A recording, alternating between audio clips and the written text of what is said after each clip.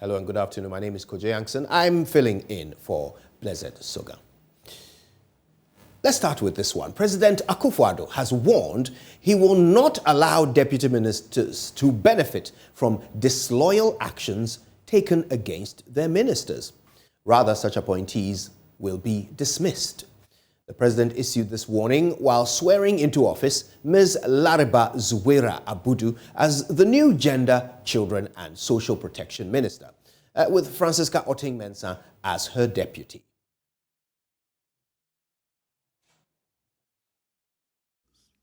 Your educational and professional backgrounds, your life experiences and your characters have dictated these choices. An opportunity is being afforded to you to serve your country in an elevated capacity. Seize the opportunity with humility, but with determination, and perform, guided always by Almighty God. To the Deputy Minister, you must at all times exhibit a spirit of loyalty to your minister.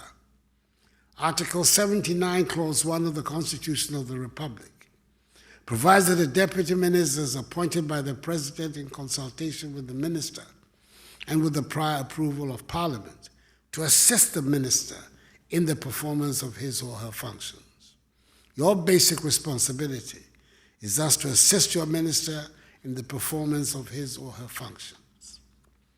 Loyalty to the minister is the fundamental premise for the success of your work. I will not countenance any acts of disloyalty or subversion of your minister, for I will take such acts as disloyalty to me personally and by inference, disloyalty to the state and party. A deputy who thinks that the route to advancement lies in their ability to subvert or undermine their minister will be sadly mistaken. You will not profit from that conduct in Akufo-Addo's presidency. On the contrary, you're likely to forfeit your office. I want you to work with your minister in all sincerity and transparency. That is the best guarantee of your individual success and of our collective success. Together, let us build that dignified, self-reliant, prosperous Ghana that successive generations of Ghanaian patriots and the founders of our free democratic nation have sought with their blood, sweat, and toil. That was the president. Now, the gender minister, Lariba Zuwaira Abudu, promised to work hand in hand with her deputy to make the gender ministry an enviable one. Your Excellency, I wish to thank you so much for the love and the wonderful gesture that you have shown me and my deputy. We are really grateful. And I want to assure you that we will work and bring out to speed as you made mention. We will collaborate with stakeholders and the Jubilee House to make you proud.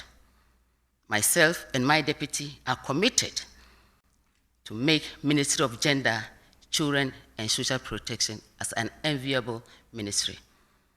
I will not say much, and I will knock on your doors, Chief of Staff, 24/7 for advice and solution to so many issues in the ministry. Thank you. May the good Lord bless you. I'm grateful. Thank you so much. Now, here's a story. There's a national mosque and a national cathedral is under construction. So, would it be too much to ask the government to also build a national shrine? Well, the Human Rights NGO Forum for Equity says it isn't only the right of traditional African believers, but also a facility that can benefit the country economically too. Prince Bagnaba Mba, who is president of the forum, joins us for a bit more of this in the studio. Prince, it's a pleasure to have you. Nice. Good afternoon. Good afternoon. All right. A nice afternoon to your viewers. Indeed. Now, okay, walk me through this. Where does it end? If we're going to have we have a national mosque, we're going to have a national cathedral, we should have a national shrine, then what? A national Buddhist temple? Where does it end? It's not a Buddhist temple we're talking about. We're talking about traditional worship. A human being comes with a spirit and a soul. You must know where you're coming from in order to know where you're going. For so long, Christianity and Islam have taken our souls away. So there's the need for us to have the reawakening of the African mind. Unless you know where you're coming from, look at the Asian countries. Look at the Indians. Look at the Japanese. It's not always Christianity and Islam. All these things even came into the continent through conquest and slavery. And now, if any country wants to be really independent and have a reawakening and consciousness of moving forward, there's the need to go back to your roots. And you can't do without your roots. Religion is the root of every human being.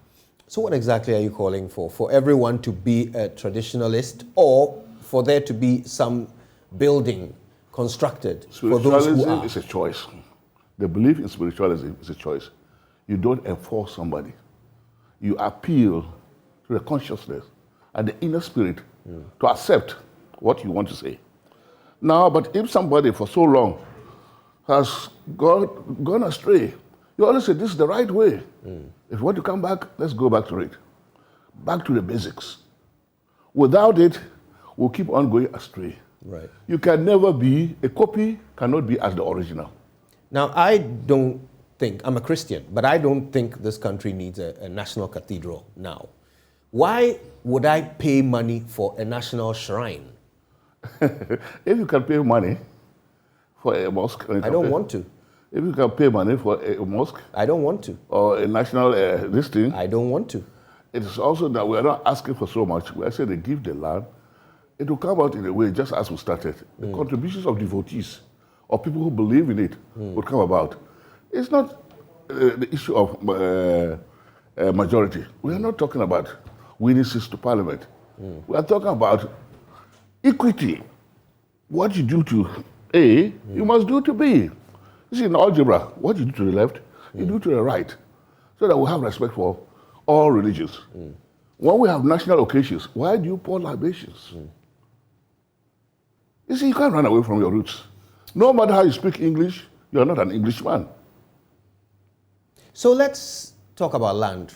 Where do you want your shrine to be located? Do you have any piece of land that you've got your eye on? Well, I'm not here as a traditional proponent or anything, but I'm just saying what ought to be done. You know, this is something when you throw it to the traditional council. We have the Wolomos and other things here in Accra. They said, look, this is what we are going to do. We know a place. Even when we feel that these are black brothers in the diaspora want to come back home, they can always come and feel at home that, yes, we have purification from all the sins, the atrocities, all these things these white men have done to us for so many years. We're coming back to our roots. That's that feeling. It's like when you're going back to your hometown, then immediately you hit the road and you get home. There's that kind of new feeling you have that, yes, I'm home. You know. Now, you are not calling for government to build a shrine for you. You are just asking for some land and then you raise the funds yourself. That's right. So where do you stand on government building cathedrals and mosques? Do you agree with government's plan to build a cathedral, for instance? Let me tell you, people try to overlap issues. Even as a Christian that you claim to be, the Bible says, seek ye the kingdom of God first, and all things shall be added unto it. If you can go to Jerusalem, if you can go to Mecca, if you can go to the so-called Holy Lands, what is wrong? If you have a place of national worship, that brings us together. God forbid. After Mills died, it was not proper to be going to a public place to do the service. You could have done it in a national cathedral. You know, it is not denominational. It does not belong to one particular church. This is where all Christianity comes together. You know, it calls for unity within the Christian body. So you see, and this is where when people come, you can walk to the cathedral, all without talking to anybody, and then pray within yourself and get satisfaction that, yes, God is listening to me. You think at a time like this, when the country is broke, we're going to the IMF, we can't even build schools for our children. Yes. We can't build hospitals for our mothers. Do you think this is the time to be spending money on a cathedral? I'm not here to exaggerate situations. Well, I'm asking your opinion, because you are calling for the same I want you to understand that traditional schools religion are being built. As we're studying, hospitals are being built. And the mosque, you see, I always have one peculiar thing. People say, oh, churches everywhere. Meanwhile, when they have ogogoro bars everywhere, they don't complain. You can never have enough of spirituality. And once you see it as a lesser issue, if it were to be a stadium or stadia, we'll say it's all right. If it were to be something for other amusement, but not for the Spirit of God, we say it's okay. There's nothing that is too much for God. And any nation that puts God first will always be first. And that's why America and other countries, no matter the atrocities they create, they are always advancing. Economic advancement is not your power. Then why is Ghana not advancing? Because we most certainly I'm telling you, God over young churches and schools. man, let me tell you something. We have lived through this country many years ago. Ghana has advanced more than you can expect. You see, it is right not to be content with what you are going through. Have you traveled through many of these African countries to see what is, I compare it to Ghana? Ghana is not what it was in 1980s. Ghana is not what it was in 1990s. No All governments that have come have worked hard. You see, we have one peculiar thing that we do in this country. We don't respect leadership. And if we don't respect leadership, that is our problem. We have come far away. If at the end of the year... Explain that. Why do you say we don't respect leadership? Yeah, if you respect leadership, our press and our media cannot be based with insults. That any young man who succeeds in going to the radio station to insult the other political party is given an appointment. You know, they have not been taught the basic ethics of politics. Politics is not insult. You know? What has that got to do with a cathedral or a shrine? A shrine? Look, let me tell you something about African shrine. It is based on purity and honesty. Forget about all those charlatans you see. They come from all these Christian and other religious practices that they want to imitate. In real African tradition, honesty matters. If we are going to practice African religion, you cannot have African religion and go and steal. That's why I was saying that let all the members of parliament pick them before. Are you saying that before other religions came to Africa, there was no stealing? No. Let me tell you, they introduced stealing to us, and then we started stealing. Let me tell you. And they introduced war to us. And everybody cared about his own little space. But when now they taught you that you can use a gun, take your brother and make more money, then they started doing all these things. The African naturally is, look, let me tell you, there's no race that has suffered like the African race. How many years of slavery that you even want to run to Western countries because of deprivation? And even when you go anywhere. Forgive me, but you're saying that stealing was introduced to us? Oh, yeah, about the Western education. War was introduced let me tell you, even right now, corruption. How many innocent people, how many African religions who can cross T's, chase 1 to 7, and other things to defraud and take government's money? But we have expressions that suggest that corruption has been part of us for a long time. That is why the white man... You don't go to a chief's house That is why the white man taught you. That is what we call the brainwashing. The tenets of corruption? No, that's what we call brainwashing. You are not the original fellow there. I'm not even the original fellow I ought to be. One, he has stolen your language. You can't reason the way from where you come from. You reason in English before you speak. Actually, I don't. I reason. I think infanti. So even infantis, they are much more westernized because of contacts. You know, it is not their fault. You know, so you see, we are in a situation that we have to sit down and then get priorities right. Look, let me tell you, the Japanese, very disciplined. The Chinese, very disciplined. Look at even the Indians, very disciplined. They don't have the same religion. Yes, but that is their religion. It's their culture. Yeah, it's their culture, and that's the tradition. Culture and religion, you see, religion is the main root of culture. It is what you believe in. Without that, you can't go anywhere. So do we not all have the same culture? Oh, now, you see, when you are debased, you've been taken for granted, you don't know what you're doing, you are just like a puppet with the strings on your head, and they keep on telling you to dance all around. That's what is happening to African leaders. You know. So this shrine is hoping to turn all this around? This shrine is hoping to come that we should start even from the primary schools to teach African religion. How many primary schools in Ghana are teaching about African religion? They said, close your eyes, our Father. They go to Islamic schools. We school in Ghana, in the primary school, that they said, This is a traditional African primary school. The indoctrination starts from birth. And then you have somebody who has been indoctrinated. It's like a puppet. But you are a proponent of the African traditional religion. I am. Why have you and your colleagues not set up some private schools to teach African religion? Yes, this is the beginning of a milestone. A step is taken. Starting with the national shrine. Yes. Consciousness comes about.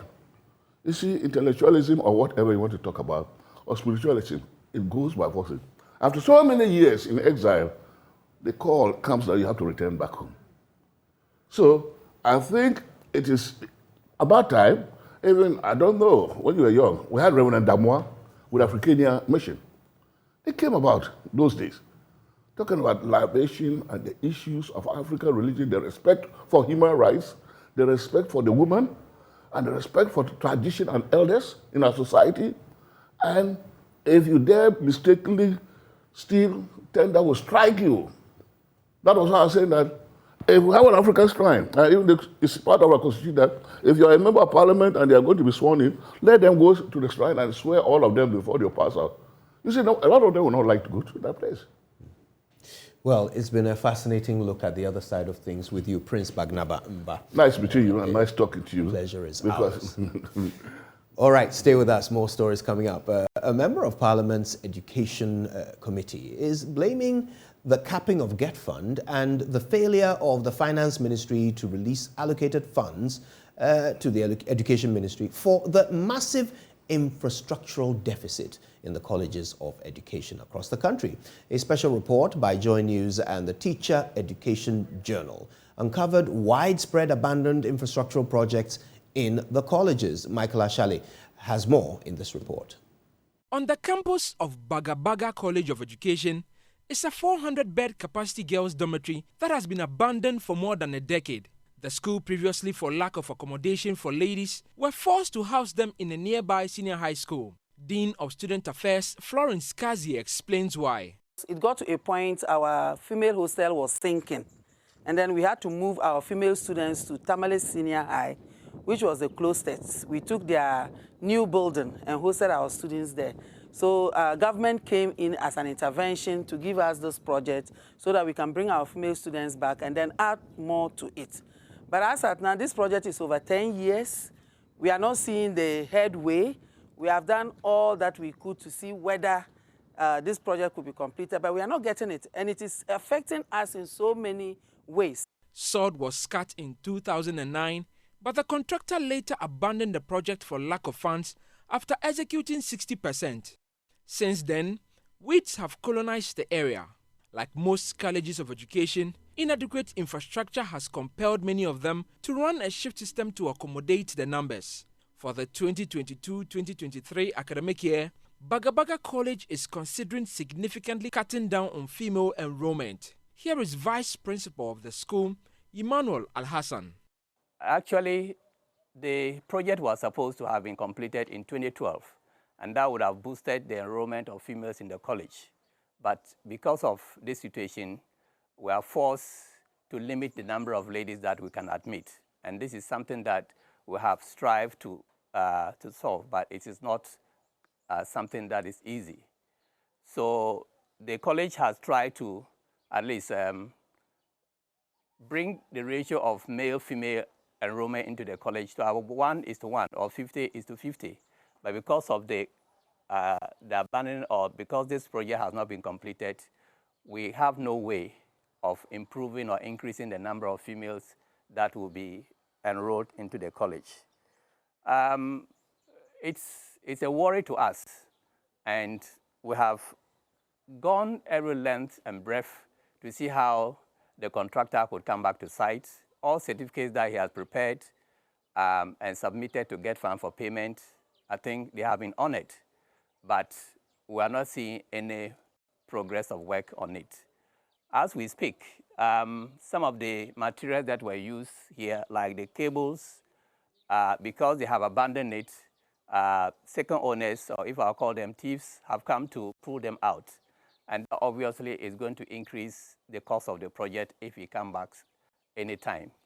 The abandoned project has now become a den of miscreants, with many on campus afraid for their lives. The place has become a den for, miscreants, weed smokers invade the place. And you can see a lot of things that some of these miscreants have dropped.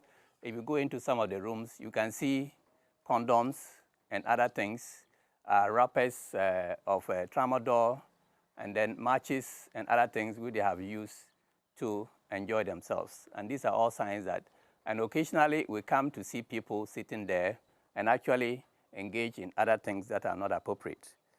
The Bagabaga College of Education is not the only school struggling to keep up with demands for accommodation. JoyNews' check shows that most colleges of education are dotted with uncompleted projects. In the Akokere College of Education, Student Affairs Officer Father Angelo Elijah Opoku says the school was forced to convert a science lab into a hostel for females. Meanwhile, works on the hostel facility has stalled since 2016. It was supposed to be handed over in October 2018. Yes, and from the contractor, he was supposed to hand over the keys to us in October 2018. But as we speak now, it's still ongoing, and we are still praying that it's completed for us to have it. For every year, we have a number of students applying for admission. And for the fact that we don't have enough accommodation, we're unable to take as many as we can. So particularly for our female students, because we don't have enough accommodation for them, we have been forced to convert one of our science labs into a female hostel. And if this project was completed, that wouldn't have been. Please check our admission records. For instance, last year we had about 5,183 students applying, and we were able to take only 490.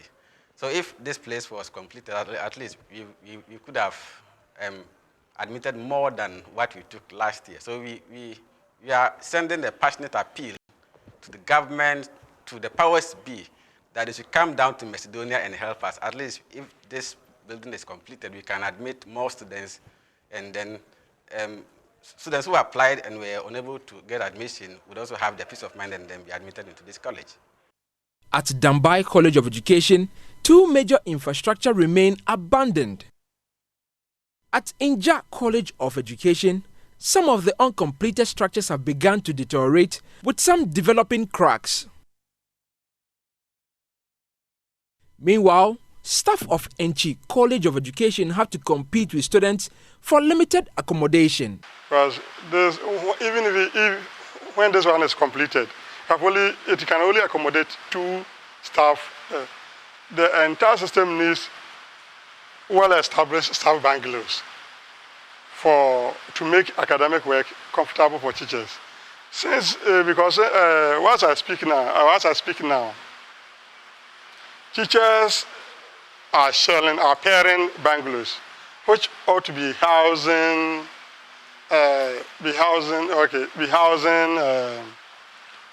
only one person. So we have a bungalow made up of a hall, 2 single rooms. So we are forced to pair within 2. So if you give me 2 single rooms with my family, and you are fortunate and you are given 1 single room, then you also be there with your entire family. So you have an adult child around 10, 20 years, who is an adolescent. Yeah, your privacy is at stake at that point. At this level, how can tutors like our calibers be pairing or be competing with accommodation facilities? So I would pray that they should revisit us, then try to provide enough accommodation for the staff. The Fosso College of Education has also not been spared. Vice Principal of the college, Sylvester Donko, is unhappy a 500-capacity female hostel has stalled for years, forcing the school to cut enrollment for females. As you can see, this is a stalled project. The project started in 2017. It's supposed to be a female residential facility that can host, that can accommodate up to 500 students. It started somewhere in 2017, but by 2019 it has stalled. And since then, we've not seen any progress, any work going on. If the work had completed, we were thinking that we're going to increase the female enrollment so that in the college we will have 50 males and then at least 50% males and 50% females. But as you can see, that is not possible. Simply because this project hasn't gone on. At the moment, we have 30% to 70 male-female ratio. And I think that if this project is completed, it's going to help us a lot in increasing the female enrollment. At St. Joseph College of Education, female students in particular are unhappy a two-story building block has been left uncompleted.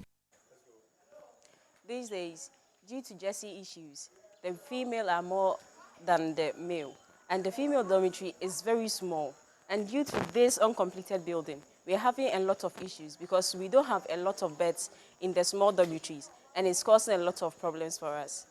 People who are not part of the JOSCO community, they can come and then settle in these uncompleted buildings. They can harm us at night. Moreover, people come here to do all sort of things that are not allowed in the school. So when the government helps us in completing this building, we are sure of our safety, and then also the ladies in the dormitory can be free and have lots of space in their rooms. For many of these schools, their wish is for government to complete some of these projects to aid in the smooth running of the school. For many of them, enrollment will increase significantly if these projects are completed in time. For JoyNews, Michael Ashale. Now, the colleges have already been directed by the Ghana Tertiary Education Commission to reintroduce the quota system in admitting students starting this new academic year. GTEC warns that it will withhold feeding grants and allowances to the schools if they fail to comply. But speaking on the AM show, minority member of the Education Committee of Parliament, Dr. Clement Apak, said, whereas the decision is unjustified, government must pay attention to the many abandoned projects in colleges of education across the country. That my own checks with the principals of colleges of education, looking at the figures the year before, 2 years before this coming academic year, clearly indicates that the argument that is now being proffered to suggest that this is being done to address accommodation challenges clearly has no grounds to stand on. But this is not to deny that we have not done well in expanding space on the campuses of the colleges of education, but that is not the principal reason. One of the challenges is this inability of GET-Fund to meet its commitments, and that is also a product of what I would describe as a bad policy. This government very early on decided to place a cap on GET-Fund, reducing substantially and even refusing to allocate the reduced amounts. And so when you have GET-Fund being starved of resources, and you have GET-Fund being the principal avenue for, increasing and augmenting educational infrastructure, you cannot expect, some of these projects to come to a standstill. Now, joining us for a discussion on this is Dr. Samuel Awinkene Atintono. He's the National President of PRINCOF. We also have Jonathan Junu, who is the National President of the Teacher Trainees Association of Ghana, and Daniel Finyi, who is the Deputy Editor of Teacher Education Journal. Gentlemen, thank you very much for making the time to join us. Okay, let's start from the top. It would appear that this discussion has become relevant in the wake of government's decision to issue a quota on admissions in the coming academic year. Now, it is clear that infrastructure is not adequate, but would you say that that is, in essence, the reason for government's quota, or might there be other underlying factors? And I don't mind hearing from PRINCOF first on this. First of all, good afternoon to you, and good afternoon to the TAC president, and all the participants online. And let me express my appreciation to my colleagues, that's the principals of the 46 colleges of education, including myself. I must state that I'm a president-elect because the handover haven't taken place, so Dr. Nyamiche remains our president until January 10th. Thank you very much. Back to your question. I want to put on record that I think every year we usually have certain numbers that we admit. Critically is the fact that since the colleges were converted to tertiary institutions in 2018, 2019, 1 year had been added to our program. It used to be a diploma, that's 3 years. And therefore, students had 1 year teaching practice outside college and didn't need to stay on campus. With a 1 year addition, making 4-year B.Ed programs require that all 3-year student groups are on campus. That in itself necessitates some kind of a project expansion in terms of hostel, and of course, classrooms or lecture room blocks, which all the colleges have to battle with. So what exactly happened is the fact that for the past 1 year, we have had to do some kind of arrangement to make sure these 4-year groups that we are now battling with are all on campus or come to campus at some point to take lectures. And then at the same time, we are also trying to see whether the infrastructure can be expanded, especially hostel projects.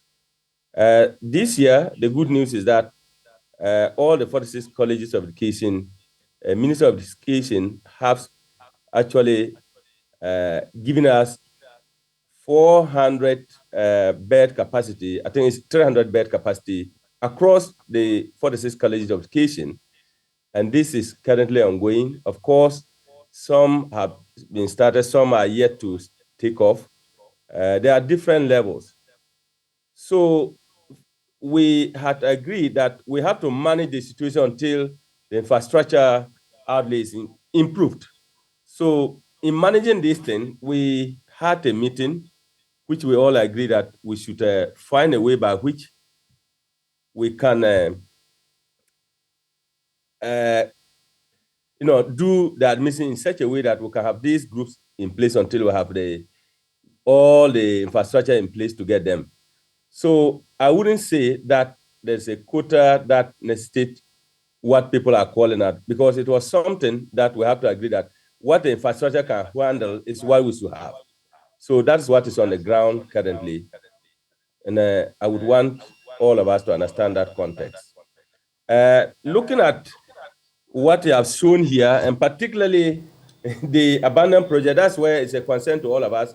Now, to think that get fund, the previous meetings that we had, we agreed that most of these projects need to be completed in order to actually give the colleges some kind of space to be able to run their academic programs like the universities do. So our appeal, and from Princop Point, we have been making that appeal to Minister of Education as well as GTech. So the more or the earlier they complete them, the better, because if you look at some of the colleges, I take, for example, Gambaga College of Education.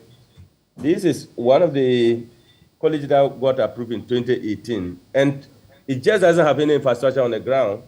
They are managing with classrooms that were inherited from junior high school, and they have a student hostel phase 1 block, which is stalled, model school blocked, multi-purpose auditorium.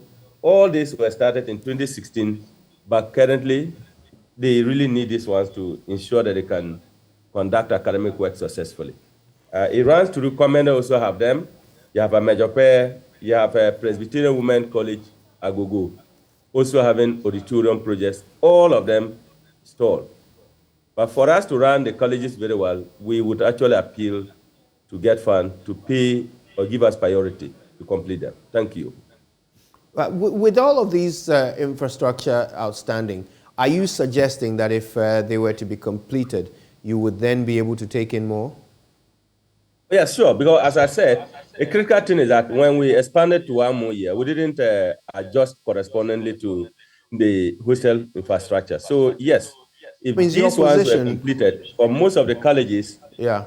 it will help out. So that means your position as Prinkoff is that the reduction in quotas is probably because of a lack of infrastructure, no other reason. Okay. Exactly, that's what I Okay. said. That I just wanted to currently establish not all that- the bigger groups can be on campus. So Yeah. we require that we must do something. In the interim, it shouldn't be the same thing, because this year, if the numbers are reduced, we expect that by next year, if some of the infrastructure is improved. But I think critically, we all have to come to a dialogue to agree that putting all the students on campus is probably not the way to go. If we had a way like the universities have some students staying outside, it will mean that we don't need to control the numbers. Right. That's what it meant. But once we go by everybody staying on campus, then you cannot bring students to college and then expect them to be overcrowded or don't have space to stay. Right. Now, we heard yesterday from the president of the TTAG, Teacher Training Association of Ghana, in the person of Jonathan Junu. He joins us again today. Jonathan, so now the issue of infrastructure is being thrown in. It would appear that a capacity problem is at the heart of the government's recent directives on quotas. If that's the case, does your group have any rebuttal at all? If there's no space, surely you can't be crammed into an already full institution, can you?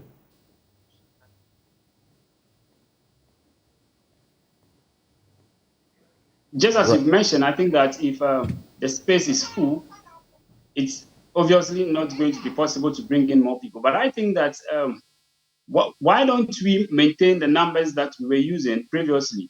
I believe that there are some colleges that can take more. If you look at what some of them took last year and this year, you see that there is a massive reduction. So I think that, like I mentioned yesterday, the colleges should be allowed to at least take more numbers, if not to the capacity they took last year, at least half of it. That would have been a little bit helpful. Moving away from that, I must also say that it's very unfortunate that most projects on the various campuses have been abandoned up to now. Projects that would have been solution to the current problem, if they have been completed, have been abandoned. There is a project that I have witnessed from the time that I was in JHS up to now. That project is still standing. It tells you that there is no commitment by government to get all these projects completed. And it's very sad. And I think that as people who are interested in teacher education, especially within the basic school level, we must all come out and speak on this issue so that government would come out and then push more funds there to make sure that these projects are completed. If it's becoming very difficult for government to do alone, then the space should be open for private investors to come in so that some of these issues will be solved. Because if we keep on training our teachers with this facility, these same facilities, it will mean that there will be a reduction in the quality delivery of teaching and learning. You go to a college, I know a college as we speak right now, when it is 12 p.m., some of the teachers would have to go and open their doors because of the structure they stay in, a wooden structure. They would have to go and open it down for air to enter because there is so much heat. All these things will not help teacher education as far as the colleges are concerned. Now, Daniel Fengi, your organization participated quite heavily in the putting together of that report we watched earlier. What, in your estimation, is the underlying factor behind the consistent abandonment of these projects? Is it just a funding issue, or is there some politics at play here? Are there some projects that may have been started by people whose successors are not willing to continue? Are we seeing a little bit of that also happening across the country?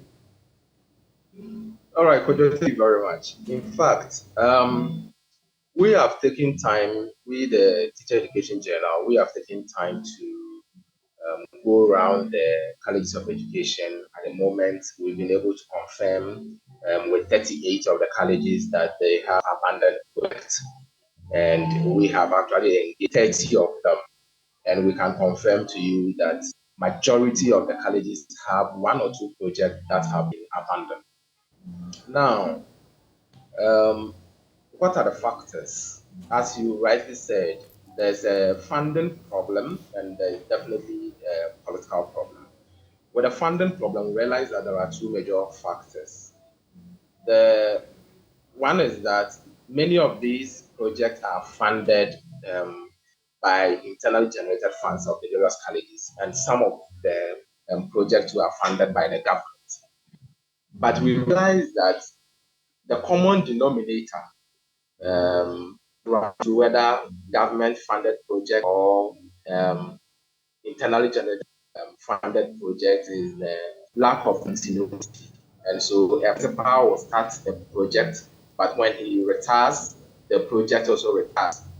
And different principals come in with their own visions and philosophies, ideas, and so every principal will achieve their specific visions for which they came into the office. Same applies to the government. Different governments also have their own agenda, and so when they come, they find it difficult to continue with the project that previous government started. In fact, going round, we realized that some of the projects started as far back as 12 years ago, some 8 years ago, some 5 years ago. So we could claim that these projects transcend governments and they transcend principals as well. That's where we are able to confirm that partisan politics, internal politics, academic politics come to play in the completion of these projects. But whichever the case you want to look at it from, it is the welfare of our own teachers. These are people who are coming out to teach our own children. If we afford them quality education, we stand a better chance of getting quality teachers who would come down to also train our own children. And so I believe that we should take this as a collective responsibility and work towards ensuring that all abandoned projects are accomplished or completed. Having said that, you asked whether this could be connected with the cap in the enrollment numbers of the various colleges. About a week or two ago, we saw a letter from GTEC instructing the principals to admit a certain number of students in their various colleges. Of course, some of these projects have contributed, abandoned projects have contributed to the limited spaces, and that have consequently also resulted in the limited number of students that the colleges enroll. And so if we want to expand the numbers in terms of enrollment, then we may want to consider expanding our projects, completing the abandoned ones. And just some months ago, the current Minister for Education also mentioned that he has initiated a 300 capacity hostel facility for all the colleges of education. We wish that he is able to complete these projects so that all in all, we could post that we have given the teacher trainee the best of education, the best access to education, so that when they also come out, we can be proud that we have trained quality teachers and they have come out as quality instructors for our own children. Yes. Right. I want to come back now to Prinkoff and Dr. Tintono. Doc, let me ask you this. If indeed the suggestion here is that, at least from the teacher trainees, the suggestion here is that maybe public-private partnership might be a way of funding the completion of some of these projects. What options are available to administrations of colleges of education in that light? Are there options for you to pursue such partnerships?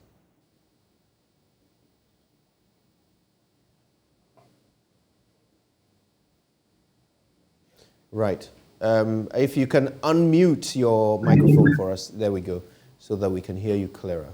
Sorry about that. That's okay. I muted myself. So what I'm saying is that, yes, PPA is one of the options that we can actually explore, given the fact that we are confronted with this huge infrastructural deficit, and our IGF is not enough to sort of support it and get fund projects as we have shown here. Clearly, the capacity to also complete them is another problem. So yes, we can explore it, and I'm happy our TAC president also mentioned it, What it then means is that our students must be prepared also. Once it's a PPA arrangement, it will mean that payment issues will come in, especially with the hostel facilities. It will no longer be as it is today, where the students pay virtually nothing for the hostel facilities, partly because these are considered as, if you like it, they are almost like dormitories because they are not like the modern facility that we have. So that would be the only way out to one of the options. But I think I also propose that for some colleges, one other option would be for the students to agree that some can stay out of campus, because it is not possible. If you take Accra College of Education, for example, it started actually as the only day college of education long for so many years until 1985 that it became boarded. So you ask yourself, what have we done to ourselves? When it was day, there were students here. Then all of a sudden, we have converted it to a burden, and we are having infrastructure problem. So these are some of the options that we can actually explore to support the colleges. All right, now I want to bring in Jonathan at this point. Jonathan, listen, the suggestion is that maybe it should be a sort of in-out system so that some of the students will not be residential. Would you be willing to do that if it could result in an increased quota? Yes, I think that it's one of the options that we can adopt as far as we want to increase the number of intake. Some students would have to agree to stay, that's the in-out situation, so that we can take more people and then train them, so that in the future we won't have situations where there will be low teacher turnout in the country. Sometimes I find it very difficult to accept it when we say we are in tertiary. I always say we are tertiary by word, but not by practice. Because if you go to the other tertiary institutions, some of these things are allowed. So we must find ways of bringing them in, and then we can expand the numbers. Okay, I'll leave the last word for you, Daniel. How big a problem do you think this is for government? Do you see them attempting to resolve the infrastructure problem as a solution to the intake problem? How divorced are they from the issues that you uncovered in this report? Indeed, let me begin by indicating that in terms of the capacity of enrollment, they are not solely limited to the issue of capacity, because if you have accessed the letter from GTEC that instructed the principals to enroll certain numbers, the letter was clear that the government is ready to pay the allowances according to the number they admit. And so obviously, the numbers for admission are more connected with probably the payment of the allowance. And probably when these students complete the colleges, they are posted to various basic schools. And so obviously they are only posted when there are vacancies in the various basic schools. And so if you want to admit students and directly post them to schools, then you may want to admit numbers that will correspond with the number of vacancies available or that will be available. So in terms of the issue of enrollment numbers, I think they are more connected. Our findings, our studies was biased or could identify that the payment of the allowances and the posting of students are more connected with the capacity of not various facilities in the colleges. As we know, there are some kinds of related facilities that are who can still admit more that the government has admit. And so we should select the two in terms of enrollment of students and the facilities that are currently. In terms of the facilities that are, I would say that government would It would have been some initial comment. Right. Right. Okay. We have to apologize for the issues with the signal at the end there. But thank you very much to our three guests for helping us navigate this conversation. 44-year-old father of four, who had both legs amputated due to an accident, says the punishment is nothing compared to his family's life sentence. In 2019, Simon Alali was involved in a bus accident on his way back to Garu in the Upper East region from Prestea in the Western region, where he attended his father's funeral. The widely publicized accident killed some and severely injured others, including Simon.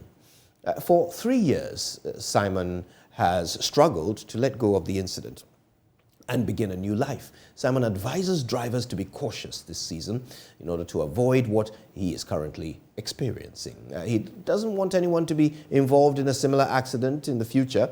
And JoyNews' Mahmoud Mohammed Nuruddin paid a visit to Simon Alali and his family in Atta Midabut, which is in Garu, in the Upper East region. Here's his report.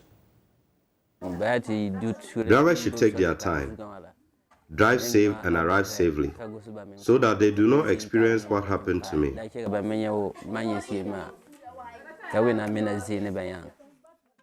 where is your wife? Where's your wife? An accident destabilized the life of the former caretaker of a cocoa farm in Prestea in the Western region. Simon Alali was in good health before the incident. The 44-year-old says he has suddenly transformed into a different person. I worked as a caretaker on a cocoa farm. I also worked manual jobs for money. My father died and I was the one who assisted the family. I am now an amputee and unable to work. In most cases, he must be carried because Simon can no longer walk.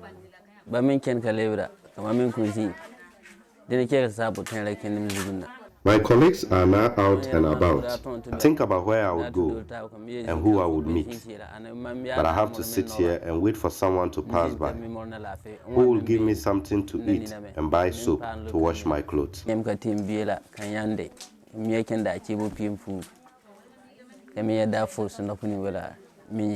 The anguish Simon says he feels every waking hour as a result of losing both legs is mirrored by the pain he sees the family going through. Pain that makes him angry and sad.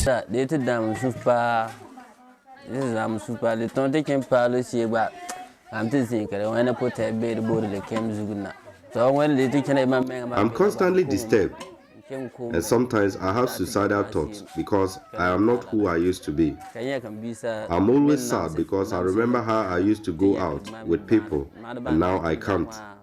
Some have stores, but I'm still here.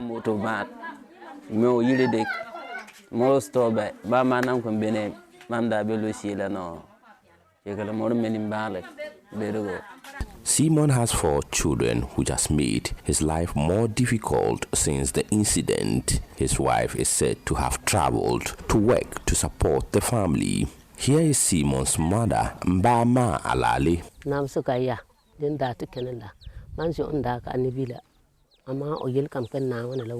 When he got involved in the accident and began to suffer, I sold a lot of things, including animals, because of him. I no longer have anything on me.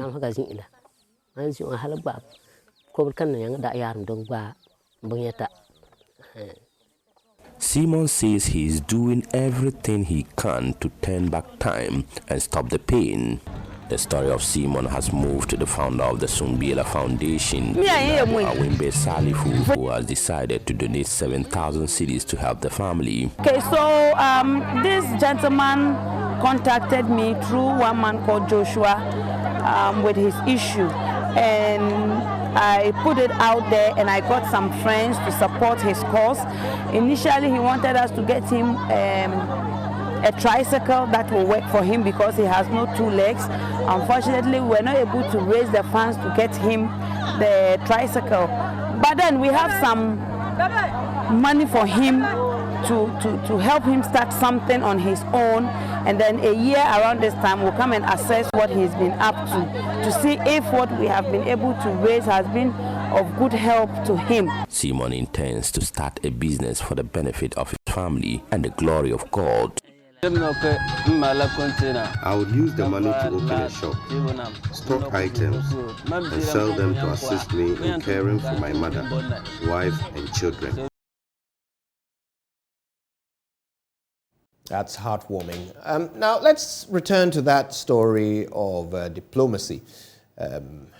When Burkina Faso's government summoned Ghana's ambassador to that country to voice their displeasure at recent comments made by President Akufo-Addo in the United States regarding some relationship between Burkina Faso and Russia. Let's get some details now as we are joined by Ghana's ambassador to Burkina Faso via phone. I think we have a better connection now, Your Excellency. Thank you for your time and your patience. What exactly were the concerns of the Burkina Faso government? Why were they upset? Good afternoon. I think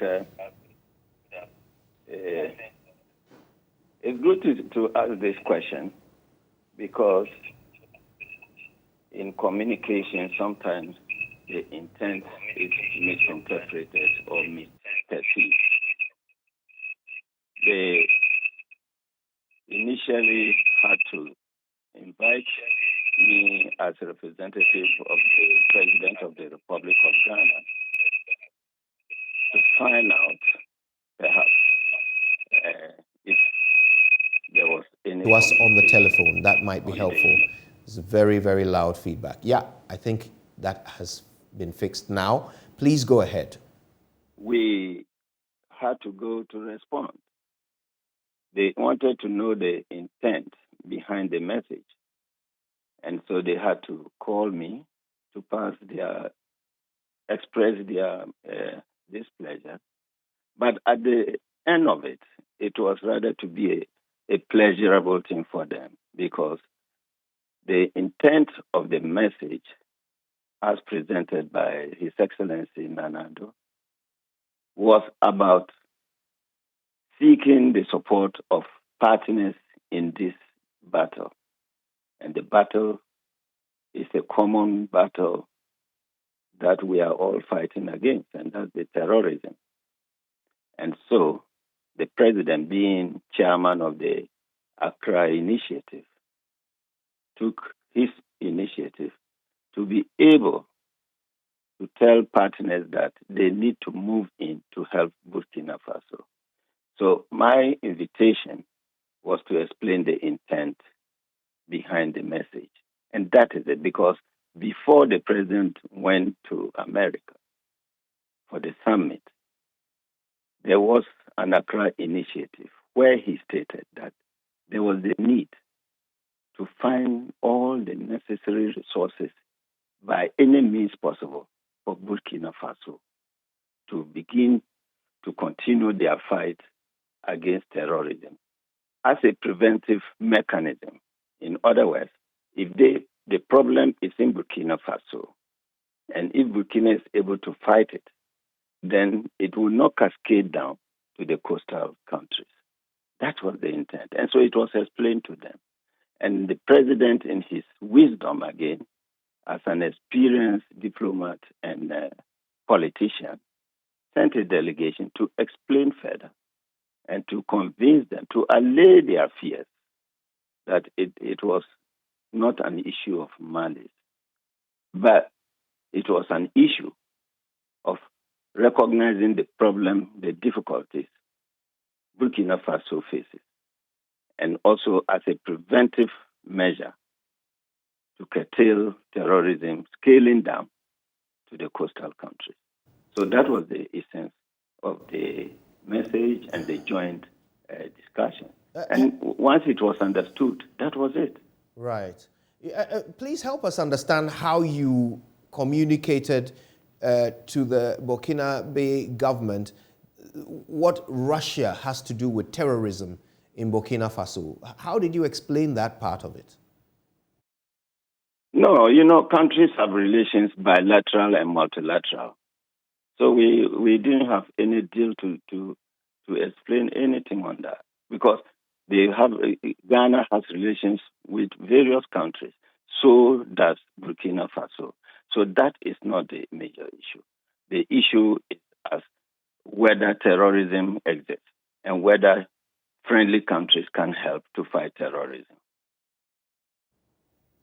Okay, but the president mentioned Russia, talked about the relationship between Russia and certain citizens of Burkina Faso. How did you explain that? Oh, that has to do with a gold mine, and that has existed long ago. It has existed long ago. The Russian company operating gold mine, it has existed long ago. How is that related to terrorism? So that is about the mining, and is under control. Sorry, I'm not sure I follow. I'm saying there is an old mine that a Russian company was already working on. Right. And so anybody who perceives Russians working on mines may not be wrong or right because countries have their bilateral relations. And Ghana, for example, is not interested in what happens between one country and the other. What the president seeks to do is how do we combat terrorism that Burkina Faso is facing so that it does not cascade to the coastal countries. Right. And they understood it. Right, Your Excellency, that's what I'm hoping to do, to also understand. You're saying that the mention of Russians had nothing to do with terrorism. So what was it to do with? Why did the president of Ghana mention this Russian mine? No, it depends. Because at that time, even in Burkina, there were stories about Russians coming around and all those kind of things. Visits, exchange bilateral visits. Those things are the normal in the diplomatic arena.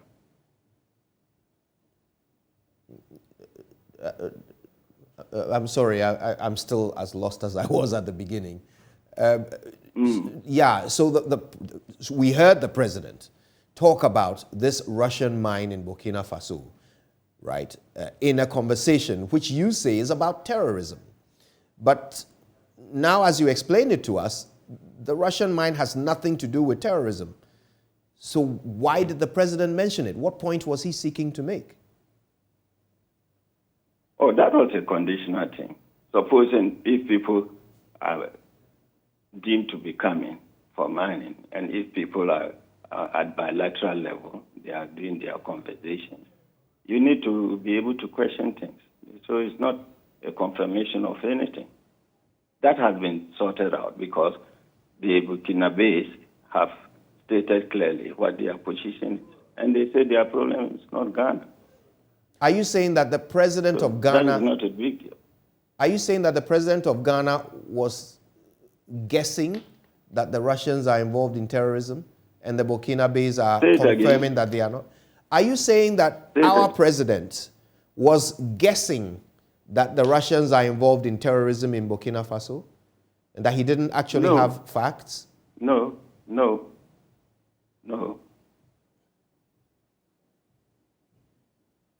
Okay, we're patiently waiting for the explanation.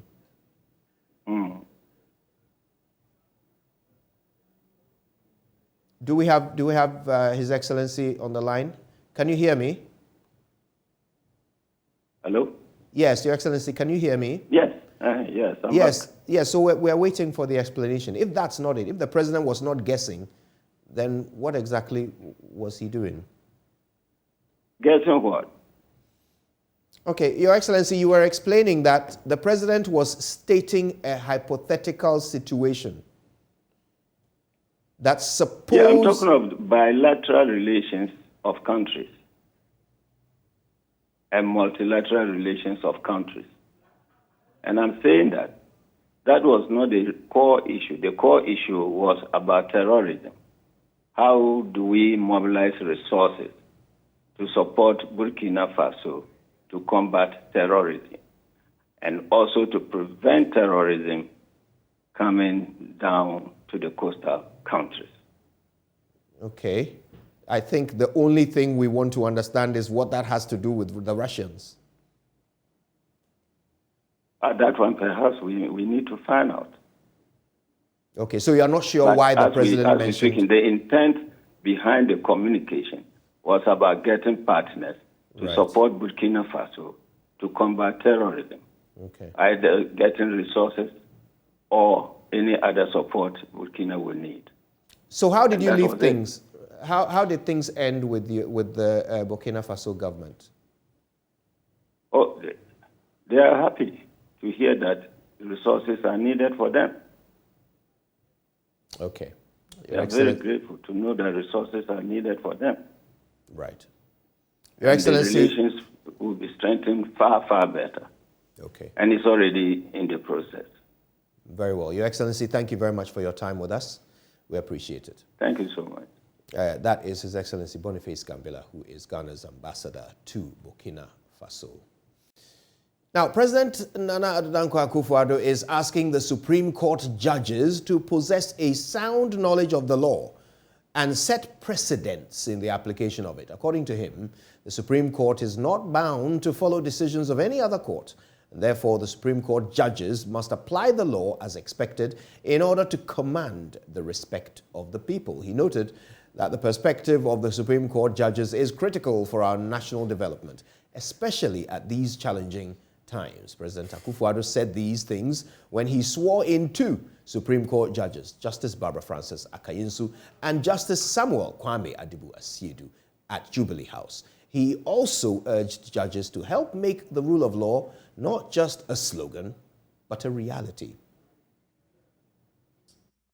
Justices, more so justices of the Supreme Court, must be learned, know their case law, and ensure their decisions and judgments are properly motivated.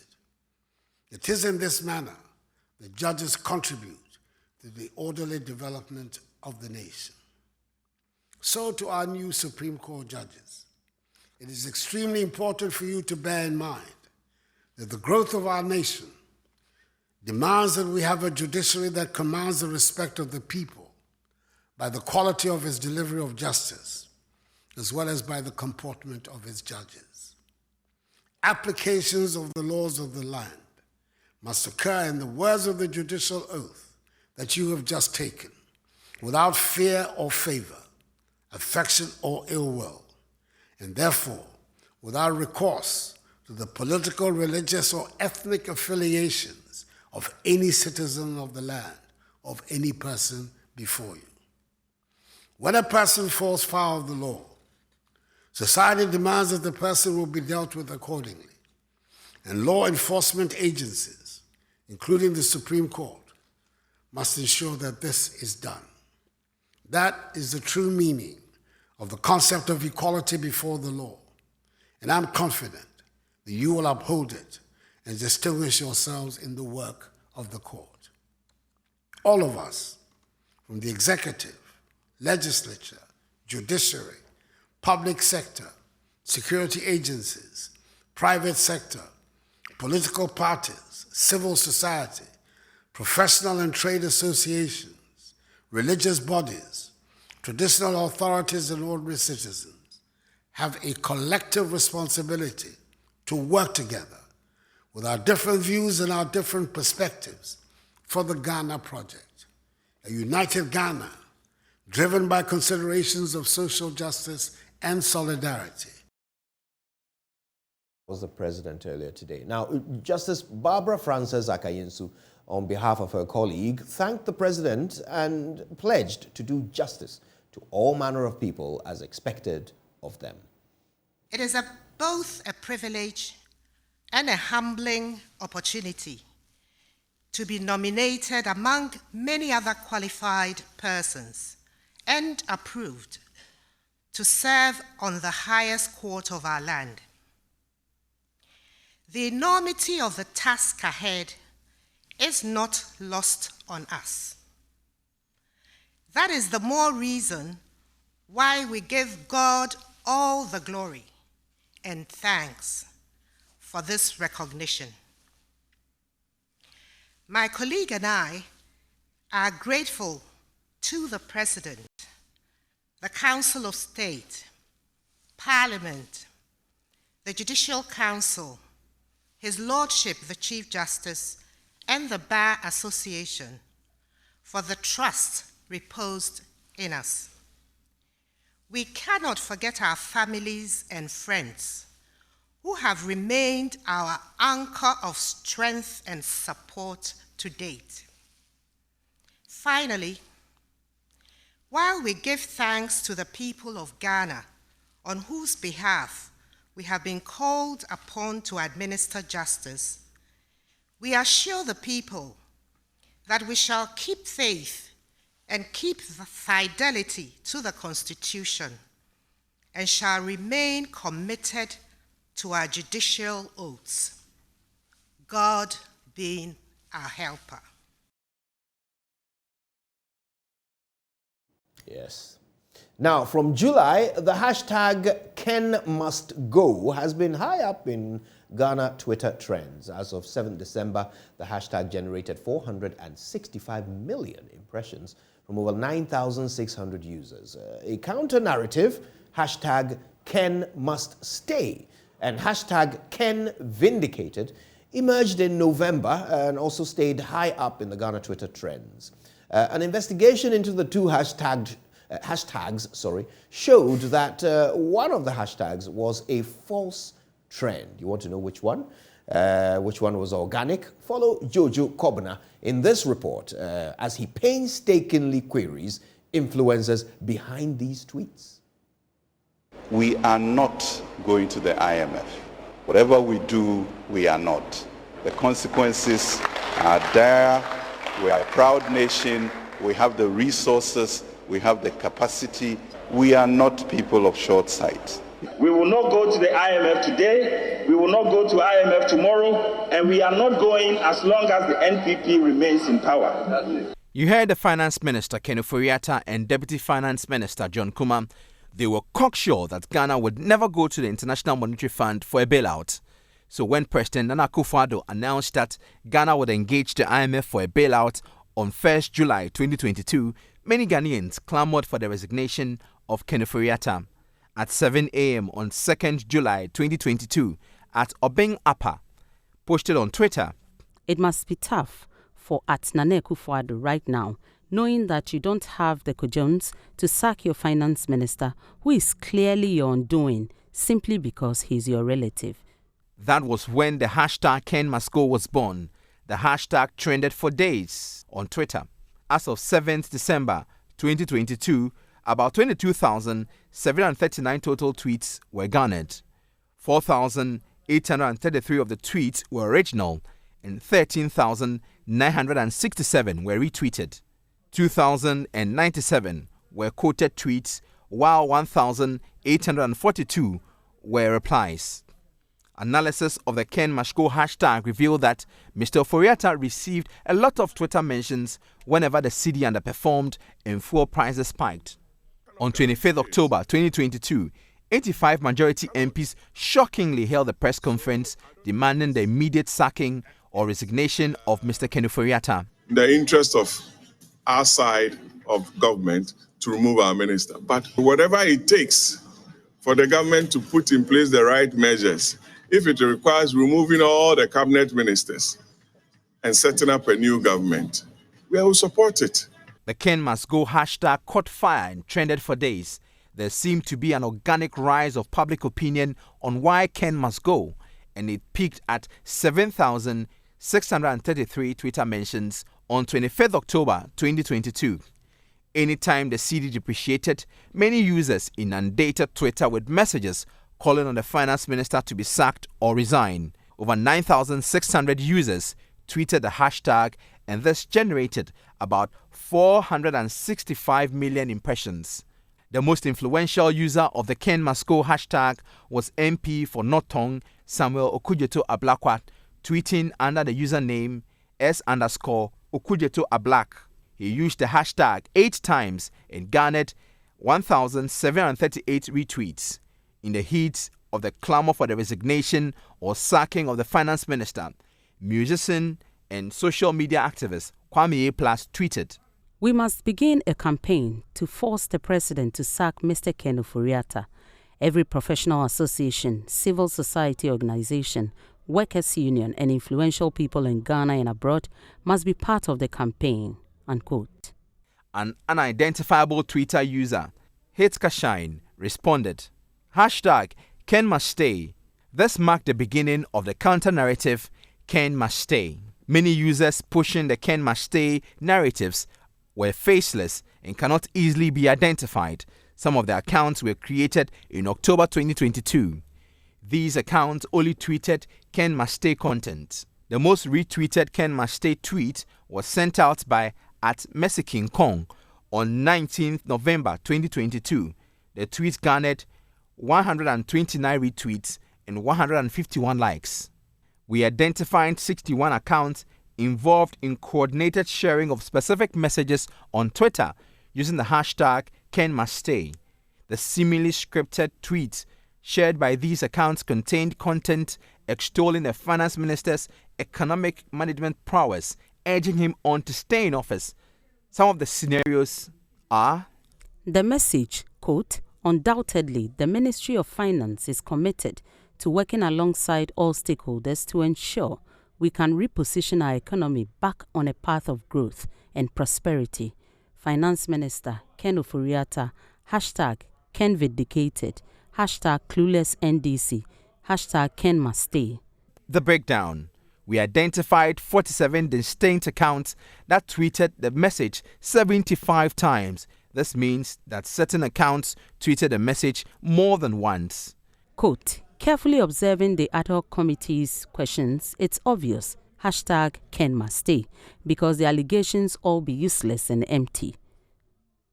#Trust Ken to deliver," unquote. The breakdown. 34 distinct accounts tweeted a message 40 times. Again, certain accounts tweeted a message more than once. Quote, "Interestingly, the censure hearing has inured positively to the image of the finance minister. #Ken Must Stay, #Ken Vindicated, #Clueless NDC," unquote. The breakdown. 25 distinct accounts tweeted the message 27 times. This means that certain accounts tweeted the message more than once. Quote, "Even if you hate him, you can learn from his eloquence, coherence, and calm demeanor. #Ken Must Stay, #Ken Vindicated, #Clueless NDC," unquote. The breakdown. 15 distinct accounts tweeted the message 16 times. This means that certain accounts tweeted the message more than once. Who are the key drivers of Ken Must Stay? Number 1, @MercyKingKong. This account is a faceless, unidentifiable user who has 1,123 followers and follows 1,579 Twitter accounts. The account sent out 99 tweets with Ken Must Stay. The second one is @Kojo. This account sent out 49 tweets with the Ken Must Stay hashtag. It retweeted several tweets by @MercyKingKong, @Fabulous Ike, @Bengelo17, @Kweku Brownies, and @Ahika Doreen, all of whom were previously identified as major drivers of the Ken Must Stay narrative. Now the verdict. The Ken Must Go conversation on Twitter appeared to be relatively organic. The hashtag was tweeted by over 9,600 Twitter users.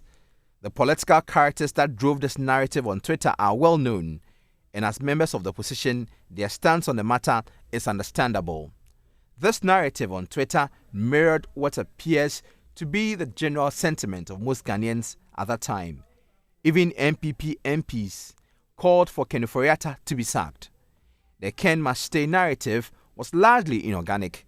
The coordinated sharing of scripted messages exposed in this work is evidence of this assertion. The hashtag was tweeted by 292 Twitter users. Most of the accounts that were involved in the sharing of Ken Must Stay narrative are closely linked. They follow each other, mention each other, and retweet each other's tweets. This is just one example of how social media is used to amplify certain narratives to make them appear more widespread than they actually are. Jojo Cobnam, JoyNews.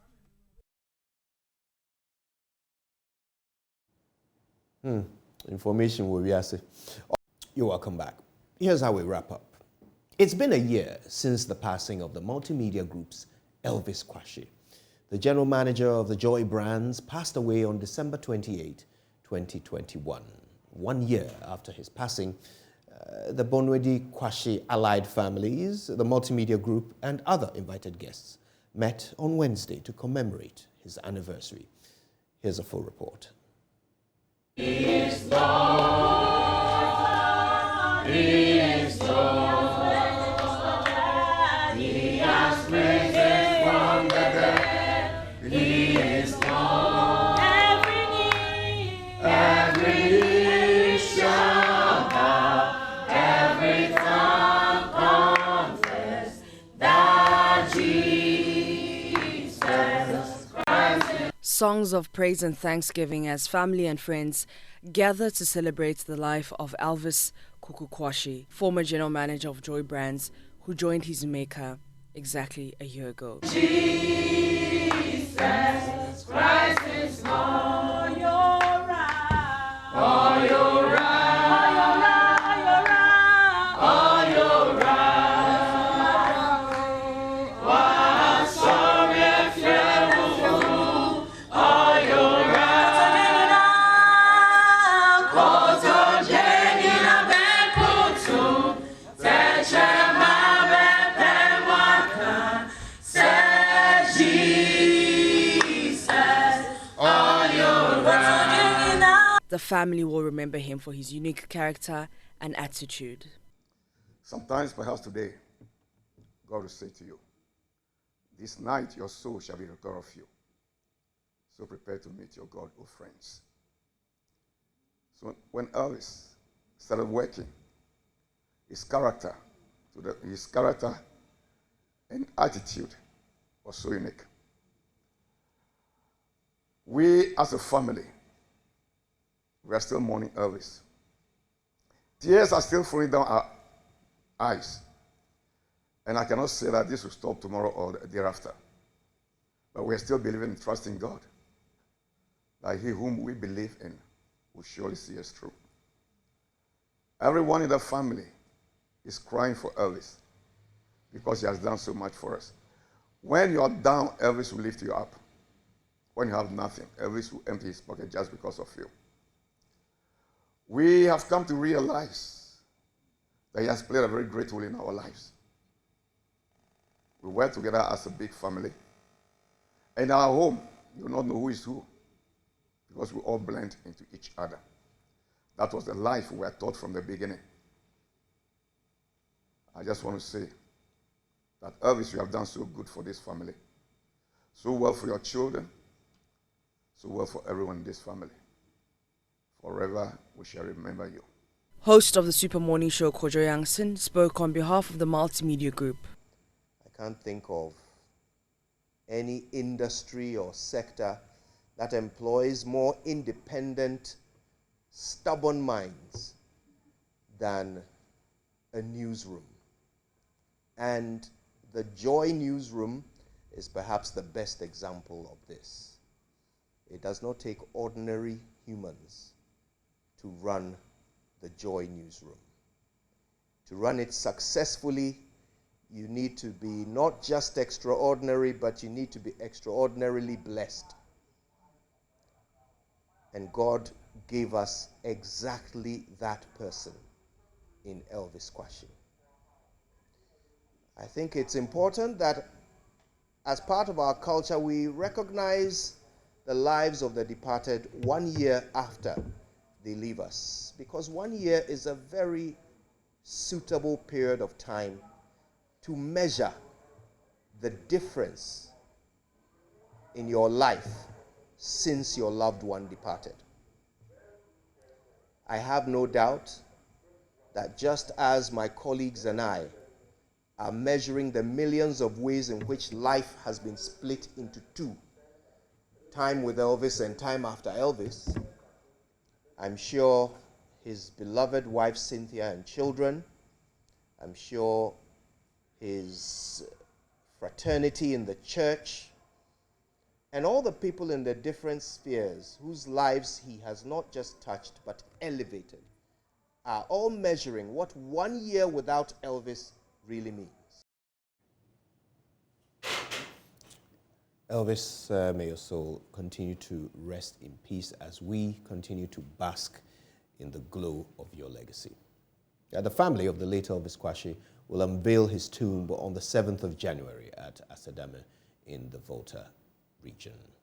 That's where we draw the curtain on today's edition of The Pulse. We're so glad you could join us for it. Let's do it again tomorrow. Until then, my name is Kojo Yankson. Have a wonderful evening.